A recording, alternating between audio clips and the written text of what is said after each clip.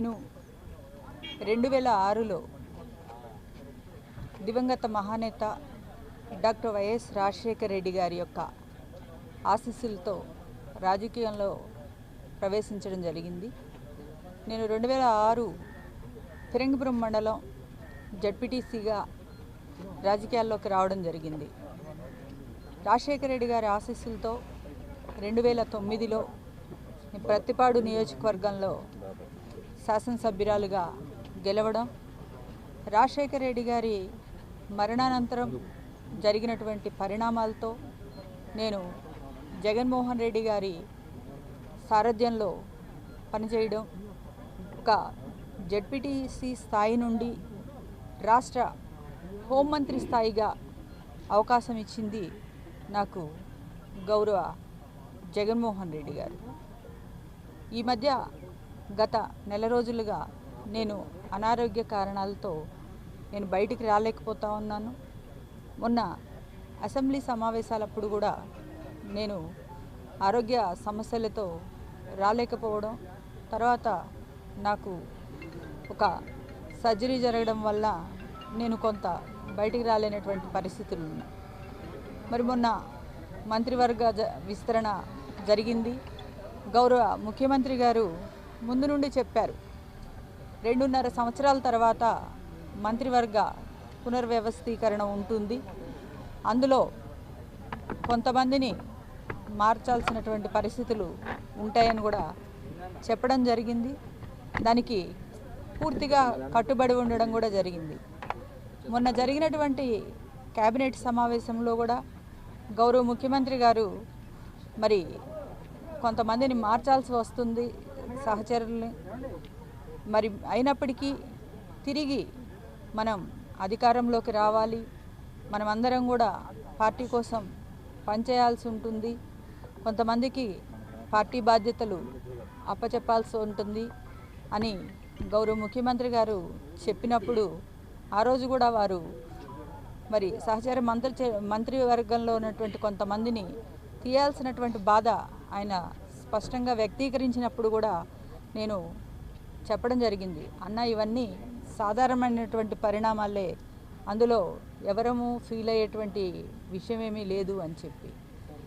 మరి ఎప్పుడు కూడా జగన్మోహన్ రెడ్డి గారు నా చెల్లి అని నన్ను ఎప్పుడూ సంబోధిస్తూ ఉంటారు.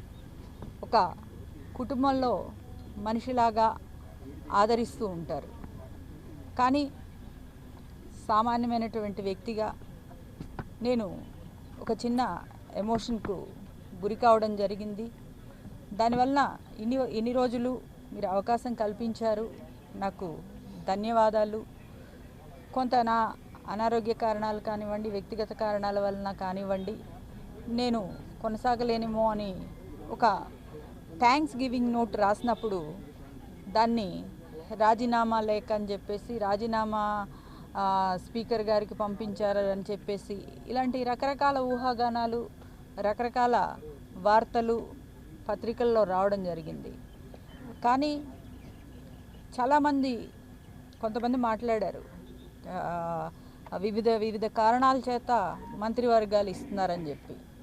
అప్పుడు వాళ్ళు చెప్పినప్పుడు కూడా నేను చెప్పాను, ఒక సాధారణ దళిత మహిళ అయిన నేను ఒక రాష్ట్రానికి హోంమంత్రి కావాలి అంటే నేను ఎన్ని జన్మలు ఎత్తితే ఎంత రకాలుగా సొమ్ములు పెడితే నేను అవ్వగలుగుతాను. ఎవరు కూడా అలాంటి మాటలు మాట్లాడకండి. ఒక సాధారణమైనటువంటి మమ్మల్ని దళితుల్ని తీసుకొచ్చి హోంమంత్రిగా చేసినటువంటి ఘనత మన జగన్మోహన్ రెడ్డి గారిది అని చెప్పడం జరిగింది. కానీ ఆయన ఆలోచన విధానం కానివ్వండి, కొన్ని కారణాల వల్ల కానివ్వండి, మరి పార్టీని బలోపేతం చేసే దిశగా మరి కొంతమంది పార్టీకి పనిచేయాల్సినటువంటి అవసరం వలన కానివ్వండి నాకు స్థానం కల్పించలేకపోయారు. మరి రకరకాలుగా కథనాలు రావడం జరిగింది. దయచేసి దీన్ని ఇంతటితో ఫుల్ స్టాప్ పెట్టమని చెప్పేసి కోరుతా ఉన్నాం. ఎందుకంటే ఇంకా కొంతమంది అసలు రానివ్వట్లేదు అని కూడా మాట్లాడిన వాళ్ళు ఉన్నారు. నాకు ఒక జగన్మోహన్ రెడ్డి గారి కుటుంబ సభ్యురాలుగా ఎప్పుడైనా జగన్మోహన్ రెడ్డి గారిని కలిసే అవకాశం నాకు ఎప్పుడూ ఉంటుంది, ఆ స్వేచ్ఛ ఉంటుంది. నేను నాకున్నటువంటి భావాలని స్వతంత్రంగా మా ముఖ్యమంత్రి గారితో వ్యక్తీకరించుకునేటువంటి అవకాశం కూడా నాకు ఇప్పుడు కాదు, నేను 2012 నుండి కూడా నాకు ఒక స్వేచ్ఛ స్వాతంత్రాలు గౌరవ ముఖ్యమంత్రి గారు ఇచ్చారు. నేను ఎప్పుడు చెప్తుంటాను, మీరు పాత రికార్డ్స్ తిరిగేసినా కానీ నేను ఒకటే మాట చెప్తూ ఉంటాను, మేకతోటి సుచరిత రాజకీయాల్లో ఉన్నంతకాలం గౌరవ జగన్మోహన్ రెడ్డి గారితోనే ఉంటుంది. వేరే వైపు చూడాల్సినటువంటి అవసరం కానీ అగత్యం కానీ నాకు లేదు.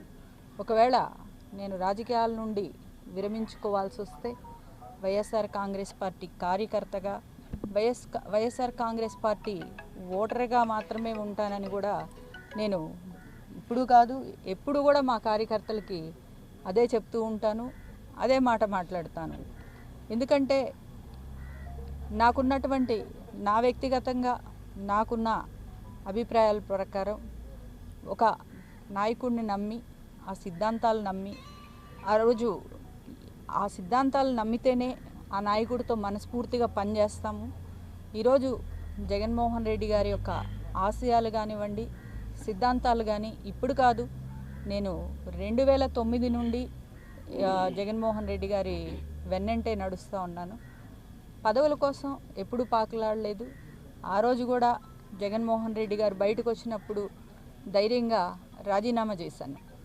ఆ రోజు ఒక సీనియర్ నాయకుడు అన్నాడు, రాజీనామాలు చేసేటప్పుడు ఎవరి కళ్ళల్లోనన్నా కొంచెం భయం వ్యక్తీకరించింది కానీ నువ్వు చాలా ధైర్యంగా ఉన్నావమ్మా అని చెప్పేసి. పదవులు మాకెప్పుడు ముఖ్యం కాదు, అవి శాశ్వతం కూడా కాదు. ఎందుకంటే రాజకీయ పదవులు ఎప్పుడూ శాశ్వతంగా ఉండవు. ప్రజలు దీవించినంతకాలం మేము అధికారంలో ఉంటాం. ఈరోజు గౌరవ ముఖ్యమంత్రి గారు చేస్తున్నటువంటి అభివృద్ధి సంక్షేమాలు ఏవైతే ఉన్నాయో అవి ఖచ్చితంగా రేపు రాబోయేటువంటి రోజుల్లో గౌరవ ముఖ్యమంత్రి గారు తిరిగి అదే స్థానంలో దాదాపు 30 ఏళ్ల పాటు కొనసాగాలని ఈరోజు మా కార్యకర్తలం మేమందరం కూడా కష్టపడతాము, కృషి చేస్తాము. వైఎస్ఆర్ కాంగ్రెస్ పార్టీ గెలుపు కోసమే పనిచేస్తామని చెప్పేసి తెలియజేస్తా ఉన్నాను. సరే, ఒక్క నిమిషం అండి. మా అమ్మాయి ఎప్పుడు మీడియాల ముందుకు వచ్చిన అమ్మాయి కాదు, రాజకీయాల్లో తిరిగే అమ్మాయి కాదు, చాలా చిన్నపిల్ల. అనుకోకుండా రమణ గారు మాకు ఫ్యామిలీ ఫ్రెండ్, వాళ్ళకి పంపించడానికి వచ్చినప్పుడు ఎక్కడో తెలియకుండా అమ్మాయిని మీడియా ముందుకు తీసుకొచ్చారంట. అమ్మాయి ఏదో మాట్లాడింది. ఎందుకంటే ఒక చిన్నపిల్ల మాట పట్టుకుని దాన్ని ఏదో హైలైట్ చేయాలనుకోవడం, అమ్మాయి ఏదో రాజకీయాలు తెలిసిన అమ్మాయి కాదు, పోనీ రాజకీయాల్లో తిరుగుతున్న వ్యక్తిగా అమ్మాయి వచ్చి ఆ స్టేట్మెంట్ ఇస్తే దాన్ని మీరు ప్రత్యేకించి చూపించవచ్చు. అసలు తనకి రాజీనామాకి థ్యాంక్స్ గివింగ్ లెటర్కి కూడా తేడా తెలియనటువంటి అమ్మాయి. అంటే ఏంటో తెలియదు, ఏదో లేకంటే ఏదో రాజీనామా లేక అనుకుంది అనే భావన తప్పితే ఆ అమ్మాయికి ఏమీ తెలియదు. ఏదో వచ్చారు, జనాల్లోకి తీసుకొచ్చారు, మీడియా ముందుకు తెచ్చారు. అది ఎలా మాట్లాడాలో తెలియక ఆ అమ్మాయి చెప్పింది. దాన్ని పట్టుకొని వాళ్ళ పిల్లలు వచ్చి అప్పుడు మీరు నోటీస్ చేయండి, మా అబ్బాయి థ్యాంక్స్ గివింగ్ లెటర్ అని పక్క నుండి చెప్తూనే ఉన్నాడు. అయినా కానీ దాన్ని హైలైట్ చేశారు. అంటే తనకున్న ఏజ్ కానివ్వండి, అది రాజకీయాలకు వచ్చేటువంటి వయసు కూడా కాదు, అసలు రాజకీయాలు తెలిసిన పిల్ల, పోనీ తిరిగిన పిల్ల కూడా కాదు. కానీ దాన్ని పట్టుకుని హైలైట్ చేశారు. సరే, ఏదేమైనప్పటికీ మీరు ఆ సందర్భంలో చేసిన దాన్ని కూడా నేను తప్పు పట్టట్లేదు. కానీ నేను ఎప్పుడు మీరు కావాలంటే పాత రికార్డ్స్ ఎప్పుడన్నా తిరగేయండి. సుచరిత రాజకీయాల్లో ఉంటే వైఎస్ఆర్ కాంగ్రెస్ పార్టీలోనే ఉంటుంది. జగన్మోహన్ రెడ్డి గారి యొక్క శ్రేయోభిలాషిగా, జగన్మోహన్ రెడ్డి గారు చెల్లి అని అభిమానించేటువంటి నా చెల్లి అని ఆయన ఎప్పుడూ చెప్తారు. ఈ రోజుకి కూడా అదే ప్రేమాభిమానాలు జగన్మోహన్ రెడ్డి గారు నా మీద చూపిస్తున్నారు. అంటే ఇప్పటివరకు మిగిలినటువంటి ఎమ్మెల్యేలు కొద్దిగా అసంతృప్తి వ్యక్తం చేస్తున్నారు, సింగిల్గా వచ్చి వెళ్తారు. మీరు అంటే కుటుంబంతో మీరే వాంటెడ్లో వచ్చారా, లేకపోతే సీఎం గారు కుటుంబంతో రమ్మని పిలిచారా? అసలు సీఎం గారికి మా కుటుంబ సభ్యులతో ఎప్పుడు వచ్చి కలిసే స్వేచ్ఛ నాకు ఉందండి. నేను ఎప్పుడూ వస్తుంటాను, మా పిల్లల్ని తీసుకొని, మా మనవాడిని తీసుకుని కూడా నేను చాలాసార్లు వచ్చాను, వచ్చి వెళ్తూ ఉంటాం. ఇది ఈరోజు ప్రత్యేకంగా జరిగింది ఏం కాదు. ఈరోజు మా అబ్బాయి ఉన్నాడు, అందుకని కలిపి తీసుకొచ్చాను, అంతకంటే వేరేం లేదు. కలవమండి, కుటుంబంతో కలవమని ఏం చెప్పలేదు. నాకు ఎప్పుడైనా కలిసే స్వేచ్ఛ ఉంది.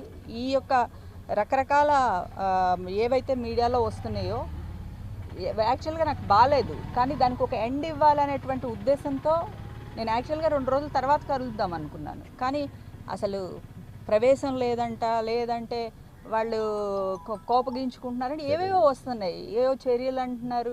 అసలు ఏమీ లేని చోట దాన్ని అంత ఎలాబొరేటెడ్గా రకరకాల కథనాలు వినిపించడానికి ఇది ఫుల్ స్టాప్ పెట్టాలని నాకు ఓపిక లేకున్నా కానీ నేను ఓపిక చేసుకుని రావాల్సి వచ్చింది. ఎందుకంటే జగన్మోహన్ రెడ్డి గారికి నా వల్ల వీసమెత్తైన అవమానం కూడా జరగకూడదని చెప్పేసి నేను రావడం జరిగింది.